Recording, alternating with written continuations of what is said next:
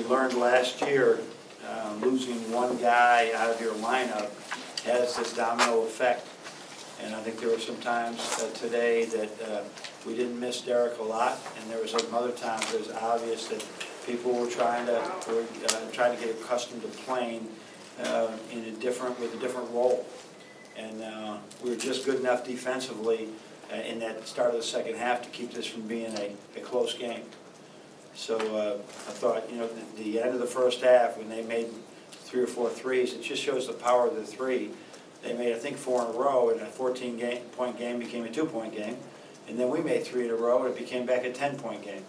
So those are the swings that you see in basketball, and we got better as the game went on. And the video and the time that we'll spend individually with our guys will help. There's so many times in that game, but one of our points of emphasis was going to be, we ended practice yesterday with 2 illegal screens, right? And we talked about those, and then we set 2 of them. So it's just this matter of the process of understanding it, because they got to see it in games. It can cost us. So other than that, though, a good win, and with a huge challenge coming up on Tuesday. Mark, why don't you start us off? John, your career's been all about 3-point shooters. You've had a ton of great ones and stuff, but when Duncan misses the first 4, are you hesitant, or do you just kind of two of his first 4 shots were not good shots. They're shots that you take when you just made 4 in a row. You don't take that shot when you haven't made one yet. So that got his percentage down. But you know what? We believe in him, and we're going to find him whenever we can find him. Because his thing is not. There's a lot of good shooters out there. 6'8". When you close out and you're 6'4", and he's got a quick release that he's worked hard on, it's tough to get to him. I mean, you can get to a lot of people. Like once number 3 there hit Antwell or whatever is number 3 hit, we could get to him because he's 6 feet tall, 6'2". Getting him is a challenge. So we're trying to work on this package for him to understand why he also works on his defense. Chris? What's Derek's status at this point? He didn't play today. Right. That's his status. That's all I know. So still day-to-day, would you say? Yeah, day-to-day. Okay. And then at the 5 position, are you still kind of working on getting what you want from that? Yeah, it's Ricky today had 7 rebounds, and they were 2-handed rebounds. Ricky has a habit of boxing out with one arm and trying to rebound, like the fugitive, right? Not the fugitive, but you know the guy I'm talking about. And he's trying to get with a one-armed man. He can't do it with a one-armed man. And today he made contact, and he went up and got it with 2 hands. John? A couple of guys talked about an emphasis on focus and intensity at the start of this one.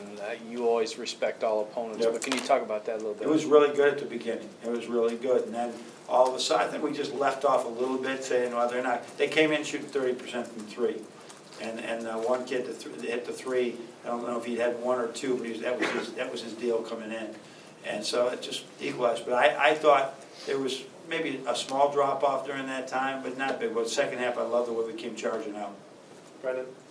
I guess with Duncan, is there any kind of like level of concern or anything when he does start to miss anything? You realize like you almost need him sometimes to kind of change a game because he can make so many so fast. Yeah, what are you looking for from me? Are you waiting for the other shooter? That's a habit. Right. You're waiting for them to fall. Yeah, no, Okay. I'm not. I am I see every day, right, that I'm confident that every time he misses, I'm more confident the next one's going to go in. Right. And he showed that now with the lights on and having to make shots. So I'm sure, and knock on wood, he's going to have off days. I know that. We saw that in Northern Michigan. We saw that UConn.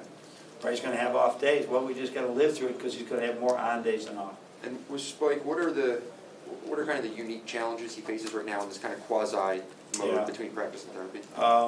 Just getting in game shape and just continue to just work at. He's got to be ahead of everybody with everything that he does. So we can anticipation. That's why I'm trying to keep him in there. I mean, did that back play to DJ? I mean, how many guys do you see can make that play? I mean, that's what we're missing out of him, and this is a big factor with this team. If you look at Spike's stats last year, and you look at, he's an incredible good player, and that's why we're saying we got to do everything we can to get him ready.